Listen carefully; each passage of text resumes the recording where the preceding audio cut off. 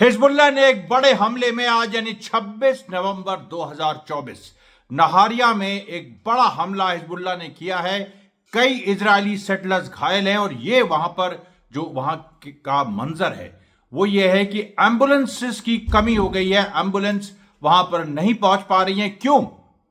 इसलिए क्योंकि जो 24 नवंबर को हिजबुल्लाह ने जो स्ट्राइक्स की थी पूरे इजराइल में, जिसमें 500 बार सायरन बजा था इजराइल में 24 नवंबर को, आपको याद होगा, डिटेल उस पर रिपोर्टिंग हुई थी।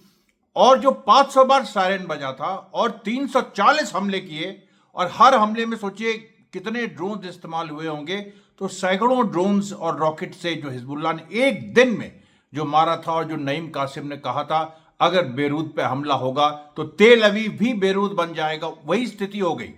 आज नहारिया में जो हमले हुए हैं, जो हिजबुल्लाह ने हमले किए, उसमें कई सेटलर्स घायल हैं। अभी तक फिगर नहीं समझ में आ रहा है क्योंकि इजराइल ने मिलिट्री सेंसरशिप लगा दी है, लेकिन उन कई सेटलर्स में से वहां तड़प रहे हैं।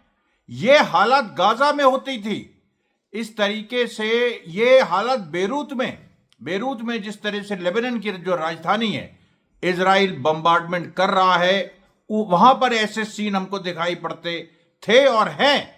गाजा में तो चलिए एक ऐसी स्थिति आ गई है कि लोगों को अब कोई फर्क नहीं पड़ता, दर्द उन तक पहुंचता ही नहीं है। उन्होंने ये समझ लिया है कि दुनिया ने उनको छोड़ दिया है, केवल और केवल प्रतिरोध, रेजिस्टेंस उनका साथी है। और उसके बाद यमन, लेबनान, इराक, सीरिया और फिर ईरान, ये उनके साथी, या उनके वेस्ट बैंक के कॉमरेड्स, ये उनके साथी हैं और केवल यही उनको बचा सकते हैं। आज भी देखिए गाजा में कई हमले हुए, हमास ने दिखा दिया कि वो जरा सा भी विचलित नहीं है। वहां की जो जनता है, 15 लाख के करीब जो जनता है, जो ज्यादातर साउथ गाजा में है, लेकिन नॉर्थ गाजा में एक बड़ा हिस्सा रुका हुआ है पूरी ढिठाई के साथ, और जिनको रोज इजराइल मार रहा है। और आज देखिए एक फिगर सामने आई कि अभी तक 7 अक्टूबर के बाद से एक साल से ज्यादा हो गया, 11 महीनों में करीब, इजराइल ने 1410 परिवारों को खत्म कर दिया। 1410 परिवारों का अता पता नहीं है, दे आर ऑल फिनिश्ड। ये काम इजराइल ने किया है पूरी दुनिया के सामने। पूरी दुनिया इसमें गिल्टी है। हम इस बात को बार बार कहेंगे, पूरी दुनिया गिल्टी है। जिन लोगों ने सच्चाई की आवाज को दबाया है, किसी भी फोरम में दबाया, वो सब गिल्टी है और सबको एक ना एक दिन जवाब देना होगा। जो उदारवादी बने हैं इनको तो सबसे पहले जवाब देना होगा। इनके घर पे जो मिडनाइट नॉक होगा, जो रात में जो खटखटाया जाएगा, और उसके बाद उनका क्या हाल होगा, ये आप देखिएगा। समय दीजिए मुझे बस 1 साल का समय, मैं दिखा के हिंदुस्तान में ये दिखा के आपको सबको दिखा दूंगा। अमरीश मिश्रा हूं मैं, हिंदू ब्राह्मण, कात्यायन गोत्र, कानिकुल ब्राह्मण। मेरी जबान में एक अलग तरह की आग है, और वो जो आग है वो सच्चाई की आग, वो फिर जलाती है, वो और कुछ नहीं जानती। अब आप देखिए जिस तरीके से जो 25 नवंबर को, जैसे 24 नवंबर को जो बड़े हमले किए थे, 25 नवंबर की जो डिटेल्स हैं वो भी आए। 25 नवंबर को 20 हमले हिजबुल्लाह ने किए। इन 20 हमलों में देखिए जो बियादा एरिया है, बियादा एरिया आपको याद होगा, हमने दक्षिणी लेबनान को 3 सेक्टर में बांटा था, वेस्टर्न, सेंट्रल, ईस्टर्न। तो वेस्टर्न सेक्टर में जो बियादा इलाका है, वहां पर उसके बाहरी इलाके में हिजबुल्लाह ने सीधे फायरिंग की, और एक घर में इजरायली छुपे थे वहां पर फायरिंग की, और मशीन गन फायरिंग, और उसमें कई इजरायली उसमें हताहत हुए। उसके बाद देखिए हिजबुल्लाह ने एक रॉकेट बैरेज छोड़ा इजराइल के अंदर, जो मलकिया सेटलमेंट में लगा। इसमें भी 2 इजरायली जो सेटलर्स थे वो घायल हुए। ये फिर आपको याद दिला दें, ये 25 तारीख की, 25/4/2011 की आपको सारे उसके आंकड़े बता रहे हैं। 26 को तो मैं उसके बाद आऊंगा। उसके बाद देखिए हिजबुल्लाह ने फिर जो पश्चिमी सेक्टर है दक्षिणी लेबनान का, चामा, वही शमा, वहां पर उन्होंने मरकवा टैंक एक उड़ाया।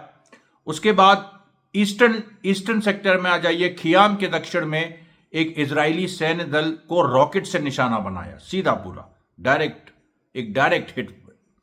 उसके बाद हिजबुल्लाह ने पहली बार इजराइल के गोलन हाइट्स, सीरियाई सीमा, यानी जो सीरिया की सीमा जो ये गोलन हाइट्स जो सीरिया का इजराइल ने कब्जा कर लिया था 1967 में, उस पे इन्होंने जो गोलन हाइट्स में के अल फुरान शिविर बड़ा महत्वपूर्ण है। ये इजराइल का, सोचिए आप, 1967 में सीरिया से जब उन्होंने गोलन हाइट्स ली थी तो यहां पर आईडीएफ का बेस था, यहीं से हमला हुआ था।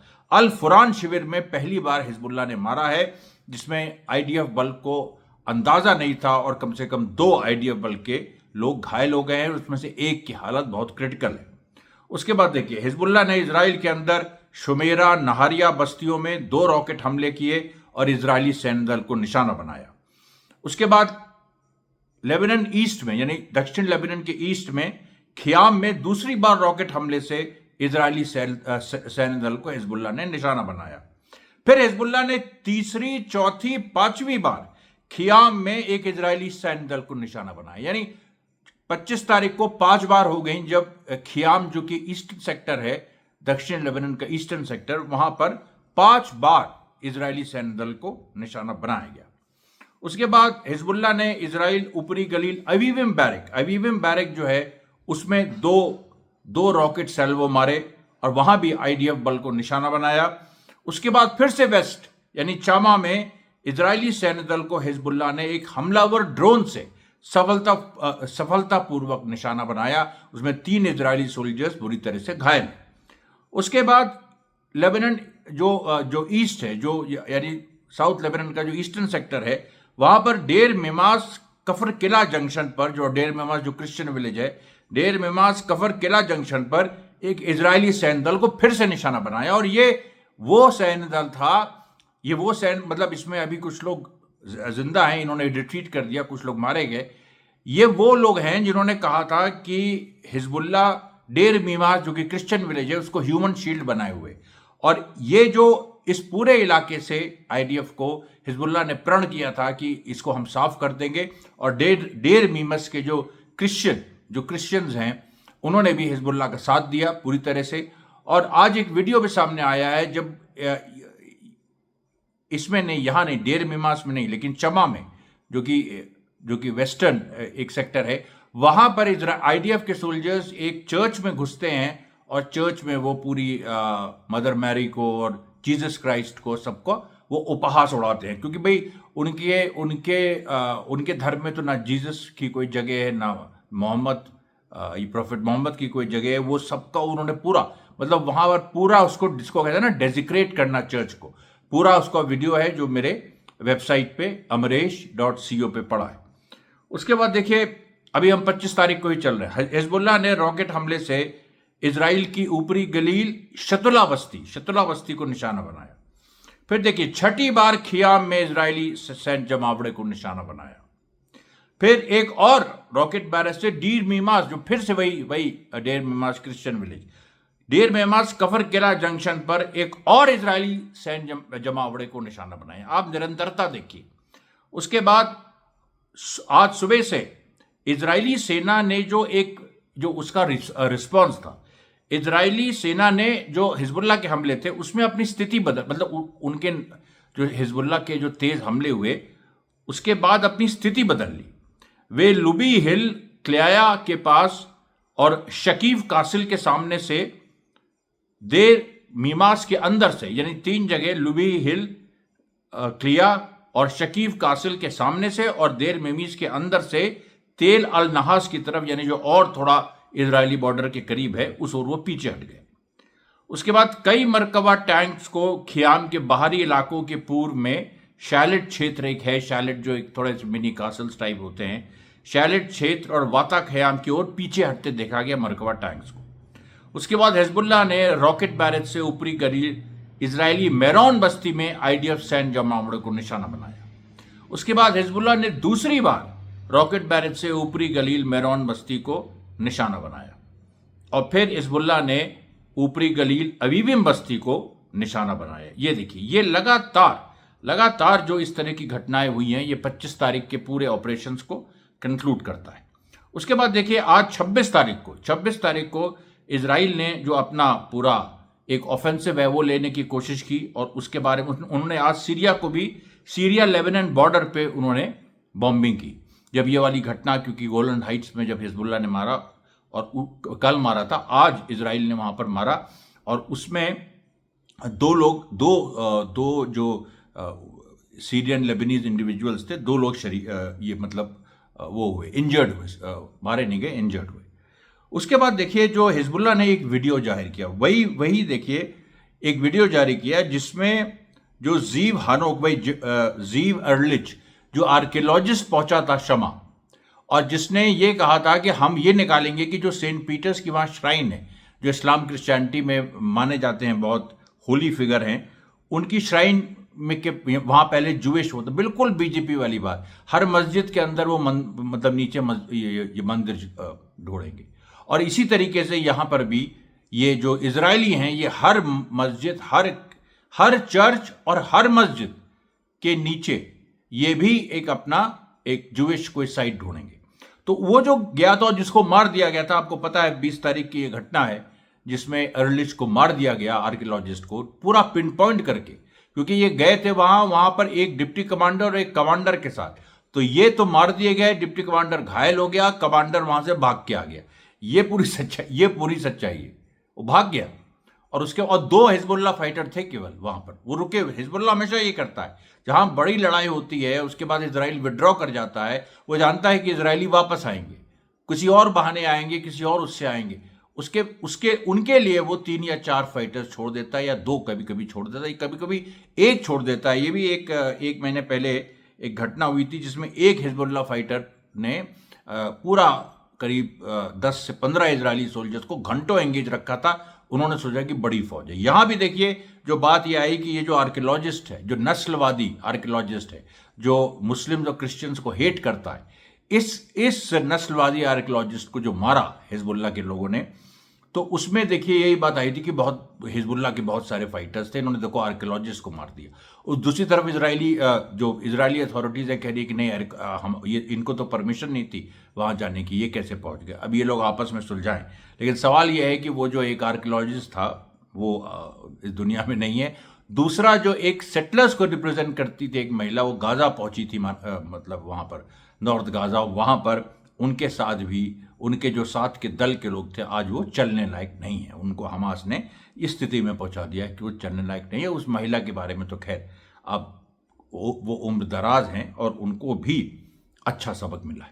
अब यहाँ देखिए, यहाँ जेनिन में आज जो 26 तारीख को जेनिन में जो youth of revenge and liberation, ये देखिए एक जो अलग अलग नाम दे के वहाँ का रेजिस्टेंस लड़ता है, और ये मतलब इसका एक पूरा साइकोलॉजिकल रीज़न है।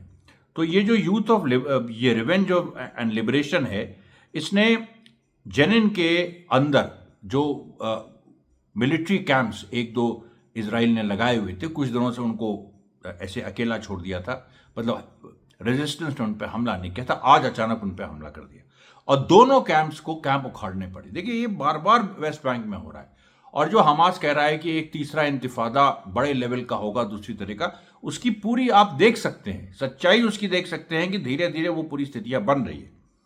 उसके बाद देखिए आज यूएस बेस, जो इराकी रेजिस्टेंस ने यूएस बेस, शदादी बेस हसाका के पास सीरिया में, नॉर्थ ईस्टर्न सीरिया में जो यूएस बेस है, उस पर 5 रॉकेट दाग दी, और 5 रॉकेट जो ये दागे हैं, उसमें अमेरिका का जो नुकसान हुआ है वो आप देखिए, करीब 11 अमेरिकन सोल्जर्स उसमें इंजर्ड है, 11। उसके बाद देखिए कुछ इस तरह से जो कुछ आप तो जानते हैं 10,000 से ऊपर फिलिस्तीनी इजरायली कैद में हैं, वहां पर भी कुछ विद्रोह हो रहा है, विद्रोह जैसी स्थिति बन रही है।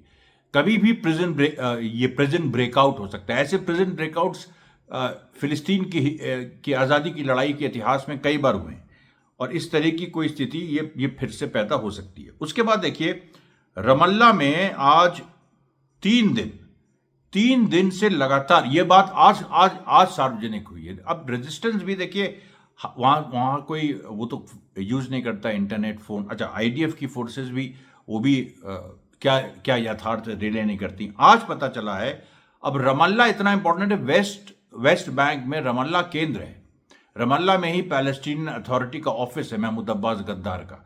तो ये जो वहां पर एक अल मुहैयर गांव है, वहां 3 दिन से गोली चल रही है।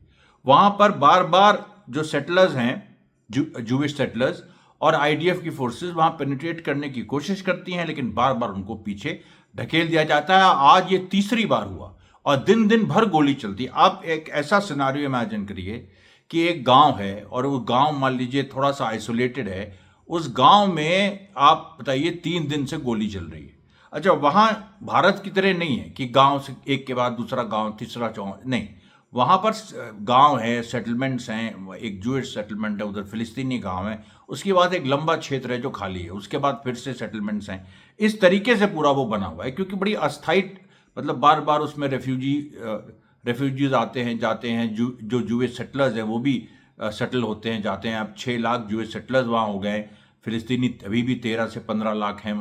अब 6 लाख जो जूइश सेटलर्स हैं वो कभी भी एक इतनी बड़ी संख्या में होते हुए भी कभी खुल के एक साथ आगे नहीं आते। मैक्सिमम 30 से 40, और उनको काफ़ी जो हमला करके, रेजिस्ट करके, मतलब काउंटर अटैक करके उनको काफ़ी हद तक फिलिस्तीनी रेजिस्टेंस और वहाँ की जनता ने, वेस्ट बैंक की जनता ने उनको दबा के रखा हुआ है। उसके बाद देखिए जो पूरा एक उसामा हमदान जो लीडर है हमास के, उन्होंने कहा कि देखिए हिजबुल्ला, क्योंकि हिजबुल्ला में सीज फायर के भी बहुत सारे शोर हुए, कल रात से हो रहे हैं। और जबकि आज सच्चाई ये है कि आज बेरूत में अकेले इजराइल ने 12 से करीब 12 हमले किए और कई वहाँ पर लेबनान के लोग शहीद हो गए। तो सीज फायर की अगर स्थिति होती तो ऐसा ना होता, और अगर सीज फायर होता है तो उसको हम वेलकम करते हैं, क्योंकि हिजबुल्ला उसमें जीत गया है। हिजबुल्ला की शर्तों पे सीज फायर होगा, और लेबनान में सीज फायर गाजा को मदद पहुंचाएगा, क्योंकि गाजा में जो इजरायली फोर्सेस लौटेंगे वो गाजा में लड़ने को तैयार नहीं है। और वहां पर अभी एक जो लंबा गैप हो गया है, और इजरायली फोर्सेस लेबनान में जो केंद्रित किए हुए हैं, इससे हमास ने अपने को जो रीबिल्ड किया है, हमास को जो मौका मिल गया है, और हमास के जो एग्रेसिव कैंपेन्स रहे हैं जिसमें उन्होंने कई, मतलब रोज आपको हम बताते हैं आज 8, आज 10, इस तरीके से इजरायली सोल्जर्स वहाँ बिल्कुल कीड़े मकोड़ों की तरह मर रहे हैं। उसके बाद देखिए शेख रदवान एरिया में आईडीएफ ने एक और हर्ब फैमिली होम है शेख रदवान गाजा में, वहाँ पर इन्होंने फिर से अटैक किया। देर अल बला में इन्होंने 3 एयर स्ट्राइक्स की। इस तरीके से इन्होंने सिविलियंस पे अपना हमला जारी रखा। उसके बाद देखिए फिर अचानक क्या हुआ कि करीब दिन होते होते कई मिसाइल सायरन्स ये बजने लगे पूरे इजराइल में। जैसे उस दिन तो खैर 500 बार बजे थे, आज कम से कम 100 100 बार मिसाइल सायरन्स बजने लगे। और उसके बाद धीरे धीरे ये खबर आई कि नहारिया में फिर से एक बड़ी स्ट्राइक हिजबुल्ला ने कर दी है, और यहाँ पर एम्बुलेंसेज जो हैं, जो मैंने आपको बताया, ये नहीं पहुँच पा रही। पहली बार ऐसा हुआ है। ये देखिए, ये पूरा जो सैयद हसन नसरल्ला कहते थे, और आपको भी याद रखना चाहिए, अगर हमको दर्द हो रहा है तो ये मत भूलो उनको उससे डबल दर्द हो रहा है। हम जो कर रहे हैं, मतलब देखिए एक 2 स्थितियां होती हैं। जो मजलूम होता है या तो वो हेल्पलेस है, कुछ कर नहीं पा रहा है, तो उस दुनिया उसके साथ, उसके खुद के लोग उसके साथ खड़े नहीं होते। लेकिन अगर मजलूम ने, और जालिम जितना भी ताकतवर, मजलूम ने अगर एक पत्थर भी मार दिया और मारता रहा, फिर उसके बाद उसके हाथ में एक बंदूक आ गई, फिर उसके हाथ में एक आरपीजी शेल, मतलब शेल लॉन्चर आ गया, तो इस तरह से बढ़ता गया। तो उसके साथ, उस तरह के मजलूम के साथ जो हथियार उठाता है, पूरी दुनिया उसके साथ आती है। और ये बात साबित हुई है, क्योंकि जिस तरीके से जो सैयद हसन नसरल्ला ने कहा कि जब मजलूम की वो स्थिति हो जाती है कि वो वापस थोड़ा बहुत भी मारने लगता है, और यहाँ तो मजलूम मतलब जो फिलिस्तीनी हैं, जो लेबनीज हैं, यमन के लोग, सब लोग ये तो आगे बढ़ के मार रहे हैं, तो जीत रहे हैं, वो तो एक अलग की स्थिति है। लेकिन हमेशा ये याद रखिए, जो ये आप मजलूमों के साथ जुल्म करेंगे वही जुल्म आपके साथ होगा, और वो देखिए हो रहा है। एम्बुलेंस नहीं मिल रही है नहरिया में। उसके बाद देखिए जो हिजबुल्ला ने पूरा एक जो लिस्ट निकाली अपनी, नहीं सॉरी, एक वीडियो उन्होंने जारी किया इजरायली बेस हाइफा में, जो उन लोगों ने अटैक किया था ये 24 तारीख को, उसका वीडियो। और इसमें फज्र 3 और फादी 1, ये 2 मिसाइल्स इन्होंने यूज़ की थी। और फज्र 3 और फादी 1 जो मिसाइल्स हैं, ये नस्र 2 के हायर लेवल के, इनकी रेंजेस जो हैं, इनकी रेंज है वो 200 से 250 किलोमीटर है। और ये दिखाता है डाइवर्सिटी कि हिजबुल्ला के पास जो वेपन्स की इतनी डाइवर्सिटी है। उसके बाद देखिए जो एक नहारिया में, और फिर नहारिया का और आया कि नहारिया में बहुत सारे जो लोग हैं, फिर जो इजरायली, वो वहाँ पर चीख रहे हैं, चिल्ला रहे हैं, उनको कुछ सुनने वाला नहीं है। फिर देखिए वेस्ट बैंक में जो फिलिस्तीनी फाइटर्स हैं, उन्होंने ज़बरदस्त तरीके से, एक जर्मन एक्सेस है वहाँ, जहाँ मतलब एरिया है जर्मन, तो वहाँ से इजरायली फोर्सेस ने घुसने की कोशिश की, वो भी इन्होंने पीछे कर दिया, उनको मार भगाया। उसके बाद मीरोन, जो कई सायरन बजे थे, तो मीरोन जो गोलान है, ये भी ऑक्यूपाइड, ये जो ये ऑक्यूपाइड गोलन हाइट्स है, वहाँ पर भी इजरायली जो फोर्सेस थी उन पे एक बार और, कल भी मारा था, आज भी मारा हिजबुल्लाह ने। फिर देखिए नाब्लस में बलाता कैंप में आज ज़बरदस्त जंग हुई, और फिर से वही करीब 30 से 40 इजरायली सोल्जर्स ने घुसने की कोशिश की, फेल हो गए, नहीं घुस पाए। उसके बाद देखिए कुछ सिविलियंस पे और इजराइल ने बॉम्बिंग की, हालांकि इस बार आज की तारीख में वो बॉम्बिंग में उतना सफल नहीं हो पा रहे हैं। फिर आप देखिए तो जो कई सेटलमेंट्स में जो हिजबुल्लाह ने मारा, और फिर देखिए जो फिलिस्तीनी रेजिस्टेंस है उसने बहुत दिनों बाद गाजा से, जैसे पहले अभी कुछ दिनों पहले जो इजरायली सेटलमेंट्स गाजा से लगे हुए हैं, जैसे किसफुम, उस पर अटैक किया था। अब ये जो फज्जा मिलिट्री साइट है जो गाजा से एकदम लगी हुई है आईडीएफ की, वहां पर सीधे मार दिया।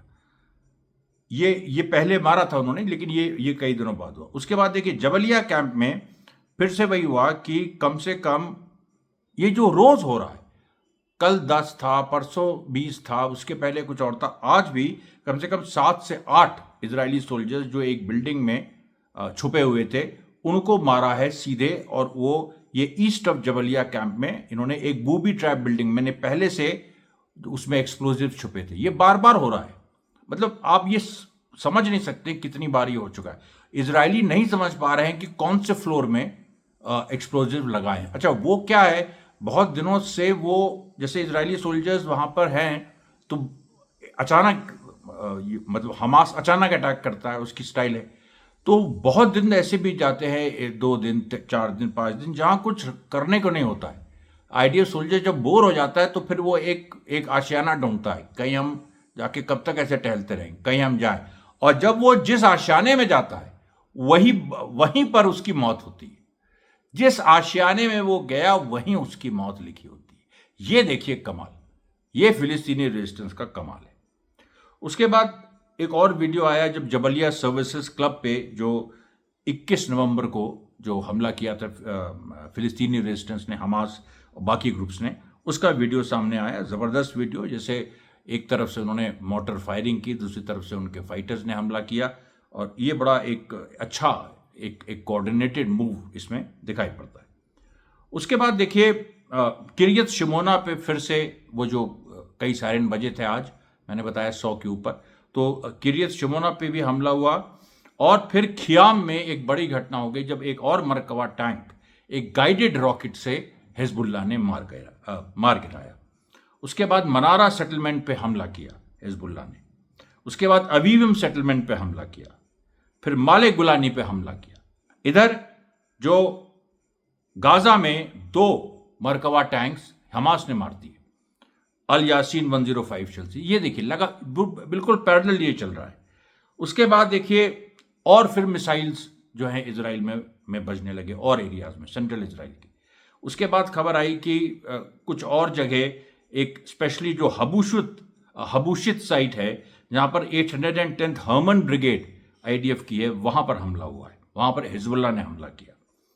फिर देखिए शेवई जियोन जो कि नहारिया के साउथ में है, नारिया के साउथ में, तो नहारिया में तो नुकसान कर ही दिया, फिर शेवेल जियोन पे भी हमला किया, वहां भी कई इजरायली घायल हो गए। उसके बाद देखिए बलाता कैंप की और खबरें आई कि वहां पर अभी संघर्ष चल रहा है। हालांकि वहां से इजरायली पीछे हट चुके थे, लेकिन कहीं ना कहीं पैलेस्टीनियन अथॉरिटी भी इजरायली को हेल्प करती है, तो उससे संबंधित, लेकिन अंतोगत्वा वहां से पैलेस्टीनियन अथॉरिटी को भी हटना पड़ा।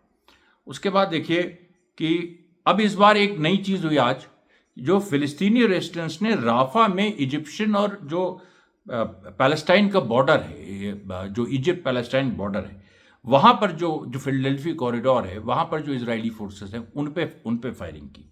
ये भी बहुत दिनों बाद हुआ है।